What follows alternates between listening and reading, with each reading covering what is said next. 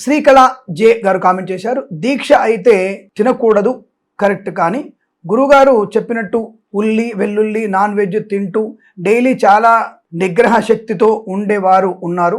క్రోధం మోహం వస్తుంది అనేది వారి మైండ్ సెట్ని బట్టి ఉంటుంది. ఇవి తింటూ కంట్రోల్డ్గా ఉంటే వాళ్ళు ఉన్నారు. ఫస్ట్ అది తెలుసుకోండి. థియరీ బేస్ కాకుండా ప్రాక్టికల్ని బేస్ చేసుకొని చెబితే బాగుంటుంది. ఎస్, వెరీ గుడ్ శ్రీకళ గారు, చాలా మంచి మ్యాటర్ చెప్పారండి. It's a very practical information. You are absolutely perfect.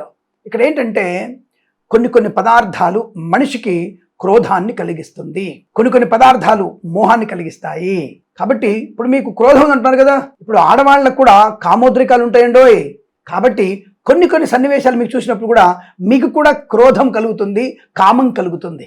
అది మనిషి యొక్క బయోమెటాలికల్ వ్యవస్థ, మనలో ఉండేటువంటి ఒక ఫిజికల్ రియాక్షన్ అంటారు దాన్ని. అది కొన్ని పదార్థాల్లో నిగ్రహ శక్తికి ఉంటుంది. ఉల్లికి వెల్లుల్లికి ఆ నిగ్రహ శక్తి లేదు. అది తినగానే మందబుర్ర ఏర్పడుతుంది.